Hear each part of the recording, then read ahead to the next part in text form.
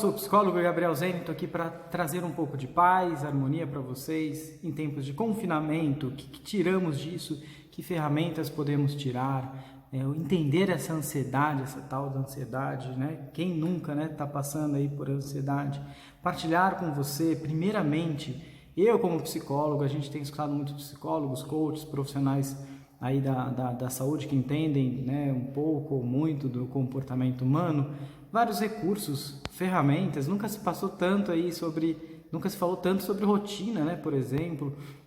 Mas eu estou aqui, antes de mais nada, de passar o que fazer, tranquilizar vocês assim do tempo que vocês têm para fazer isso. Todo mundo tem um tempo certo para praticar e exercer essas ferramentas. E tranquilizá-los, porque muitas das vezes, isso é uma frase que eu tenho trabalhado muito, tenho achado bem bacana, a gente está aqui como espectador na cadeira e quer viver o palco da vida do outro.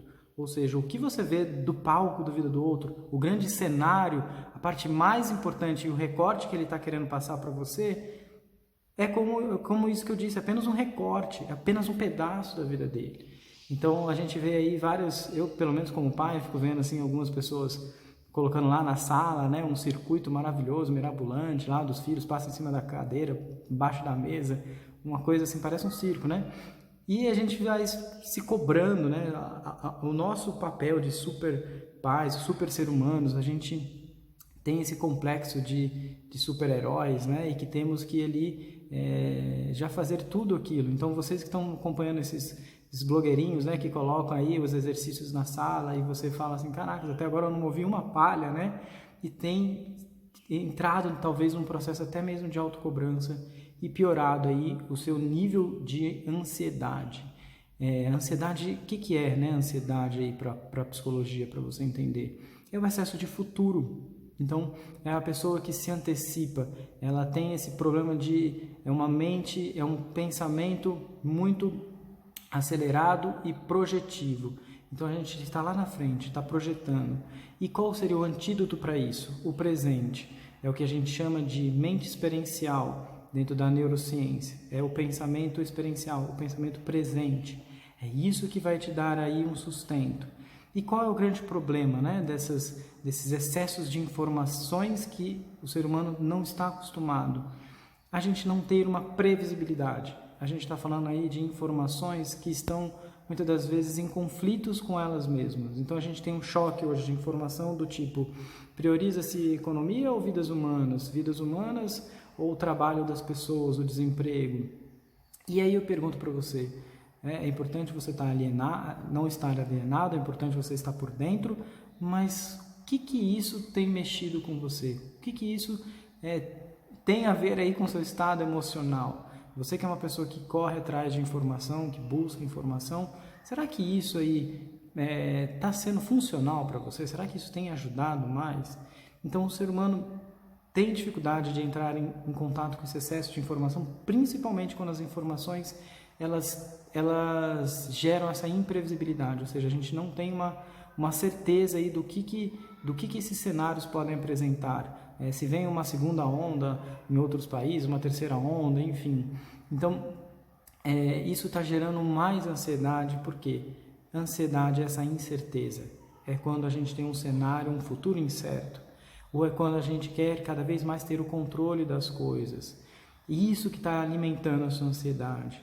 Então, tome cuidado com você se perceber nesse seu nível de querer ter o controle cada vez mais das coisas e querer ter as previsibilidades. Você estava muito acostumado a ter sua rotina, a ter sua vida habitual. E agora a gente vive num cenário de incertezas, de imprevisibilidades. E como é bom a gente perceber como as coisas são imprevisíveis e lidar com isso. Como que a gente lida com isso? Voltando para a nossa regra habitual do dia a dia. Né? Já estavam aí os grandes especialistas em uma vida enclausurada, confinada, que a gente pode tirar como ensinamento, que são os monásticos, a vida monástica, né? O que é o grande carisma de uma vida monástica? Ore e labore, né?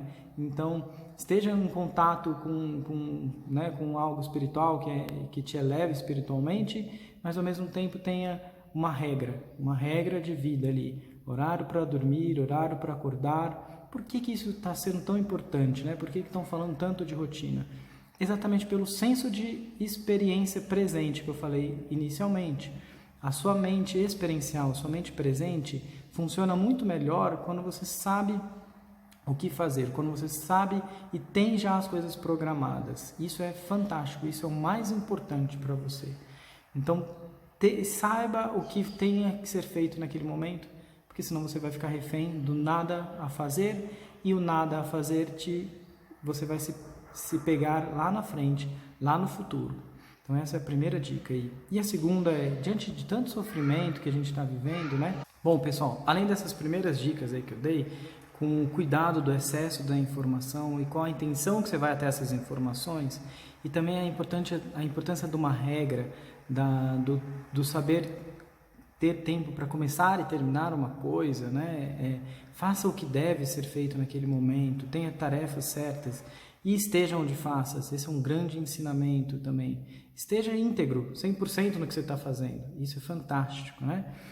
Eu queria alertar e fazer uma reflexão para isso, né? Assim, que um dos maiores sofrimentos também que nós estamos vivendo em tempos de confinamento são as relações sociais que ficam prejudicadas. Então o ser humano desenvolveu e chegou aonde chegamos, essa câmera aqui que está gravando, a tecnologia e tal, por conta das nossas relações sociais. E eu já cansei de falar em vários conteúdos meus que o nosso cérebro é um cérebro social. Nós precisamos de interações, nós precisamos nos relacionar. E o que acontece, né? A gente voltou na nossa era primitiva, né? Dos primeiros homens da caverna. Voltamos para a caverna, voltamos para as limitações ali das restrições de um lar, entre quatro paredes. Então, vai ser impressionante como a gente vai redescobrir algumas relações, vai descobrir novamente quem é minha esposa, quem é meu marido, quem são meus filhos, por conta do tempo gasto, né? Ou deveria ser gastado mais tempo com isso, né? E tempo de qualidade ainda. Então, essa reflexão que eu queria fazer, né? Que nós vamos voltar um pouco aí para as cavernas, para o nosso lar, e o mais importante é como vamos sair disso. E é importante que a gente dê um significado, né? Resignifique todo esse sofrimento, né? Esse custo emocional que estamos vivendo. De que forma?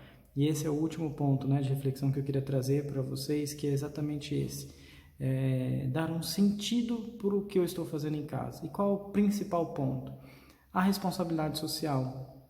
Eu estou em casa por uma questão social. Então eu não estou deixando de pensar no social, ou me relacionar indiretamente com as pessoas. Eu estou em casa para evitar que prolifere esse mal, que prolifere o contágio desse vírus. Então eu estou pensando no próximo. Olha que bacana isso, né? Eu estou dando um sentido para o meu estar em casa, que é nada mais, nada menos que um egoísmo a menos, né? De pensar só em mim. Dane-se, né? O resto da comunidade. Eu vou lá para onde eu quiser, né? Agora, e vou me relacionando, e vou no mercado, e vou, né, mais do que o necessário, quantas vezes eu quiser, porque eu estou pensando só no meu umbigo.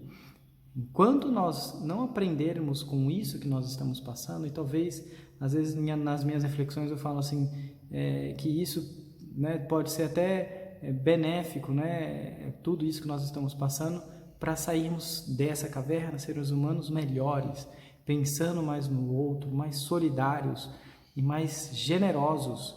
Isso é uma grande importância, não tem como nós sairmos desse momento sem comentarmos com os outros algum ato de generosidade, ou um funcionário que a gente está mantendo, pensando e se apertando, né, reduzindo os meus custos para manter um funcionário, ou fazer, né, uma diária a mais, ou manter uma diária com certas restrições, sabendo que estou correndo algum tipo de risco, mas pensando no outro.